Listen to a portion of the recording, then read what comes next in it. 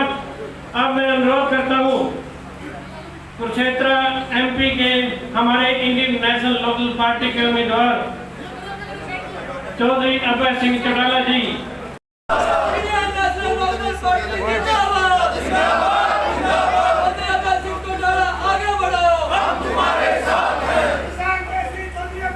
ने अपना विधिवत रूप से चुनाव की शुरुआत कर दी।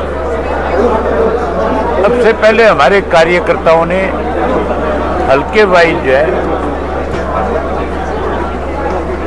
हमने डोर टू डोर की जिम्मेवारी लगाई थी। मुझे जो फीडबैक मिली है कि 90% कुरुक्षेत्र लोकसभा क्षेत्र को हमारे साथियों ने डोर टू डोर कवर कर दिया। लोगों में बहुत उत्साह है। मैंने स्वयं 30 गांव किए हैं और गांव के लोगों का जोश और उत्साह देखने वाला है। बहुत बड़ा बदलाव आएगा। लाखों वोटों से Indian national local party Kurukshetra से चुनाव जीतेगी। मेरे सामने चुनाव लड़ने वाले जो लोग हैं उनका कुरुक्षेत्र से कोई रिश्ता नहीं है। नवीन जिंदल को 10 साल लोगों ने लोकसभा का मेंबर बनाया, लेकिन पिछले 10 साल में एक दिन भी कुरुक्षेत्र के अंदर नहीं आए। इस 10 साल में बहुत अलग अलग घटनाएं हुई, बहुत सारे एजिटेशन हुए। सरकार ने इस 10 वर्ष में बहुत सारे लोगों को परेशान किया।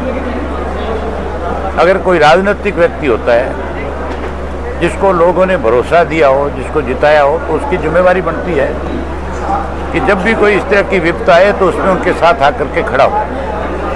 लेकिन ये नहीं आया। इसको ये लोगों को भूल गया, लोग अब इसको भूल गए। दूसरा जो कैंडिडेट है वो तो कुरुक्षेत्र में किसी को जानता भी नहीं। आप पत्रकार साथी कुरुक्षेत्र के रहने वाले हो। आपने मुझे कुरुक्षेत्र में कितनी बार देखा है। मैं आपको जाति तौर पे जानता हूँ, आप मुझे जानते हैं। सुशील गुप्ता जब कुरुक्षेत्र आया था तो मेरे ख्याल आप में से भी कुछ साथियों ने सोचा होगा कौन आ गया ये। सोचा कि नहीं सोचा था? जिस आदमी को आप नहीं जानते उसको आम आदमी कैसे जानेगा? ऐसा आप पार्टी ने आपके क्या किया है? कौन सा आंदोलन लड़ा है? कौन सी लोगों की लड़ाई लड़ी है? स्वयं अखबारों में स्टेटमेंट देने की ये पार्टी कहीं नहीं है। और जिसने हमारा SYL का पानी रोक लिया, जो कहते हैं हम एक बूंद पानी नहीं देंगे पंजाब के लोग, तो फिर हम वोट एक भी नहीं देंगे। वोट कैसे ले लेंगे हमारे से? ये लोगों का फैसला है। आप पार्टी का भी कहीं पैर जम नहीं पाएगा। कांग्रेस का मतदाता भी मुझे भरोसा है कि मुझे अपना वोट देने का काम करेगा, क्योंकि मैं प्रदेश के लोगों के लिए लड़ा हूँ। मैं कोई पार्टी विशेष के लिए नहीं। मैंने किसानों की लड़ाई लड़ी है, मैंने गरीब आदमी की लड़ाई लड़ी है, मैंने कमजोर आदमी की लड़ाई लड़ी है। मैंने विधानसभा में सबकी बात उठाई है, किसी एक की नहीं। मैंने हर वर्ग के लोगों के लिए काम किया है। इसलिए सब लोग मेरे साथ राजनीति से बहुत ऊपर उठ करके लगेंगे। और अकेले मेरे साथ यहाँ नहीं, पूरे प्रदेश में। जब 4 तारीख को रिजल्ट आएगा, बहुत चौंकाने वाले नतीजे होंगे। तब आप कहोगे कि अब इंडियन नेशनल लोकल पार्टी के लिए रास्ता साफ हो गया। आने वाली सरकार इंडियन नेशनल लोकल पार्टी की बनेगी। 60,000 लोग 6 लाख की बात हो रही है। व्यापारियों को आज राजनीति में उतार रहे हैं, इसके बारे में व्यापारियों को आज, हाँ, जितने भी व्यापारी उनको राजनीति में उतारा जाए। पैसे के बलबूते पे चुनाव जीतने के प्रयास हैं भाजपा के, कांग्रेस के, दोनों। अब जमाना लद गया। पैसों से चुनाव नहीं जीत सकता, लोगों का दिल जीत करके चुनाव जीत सकता। तो 60,000 लोग 6 लाख की बात हो रही है।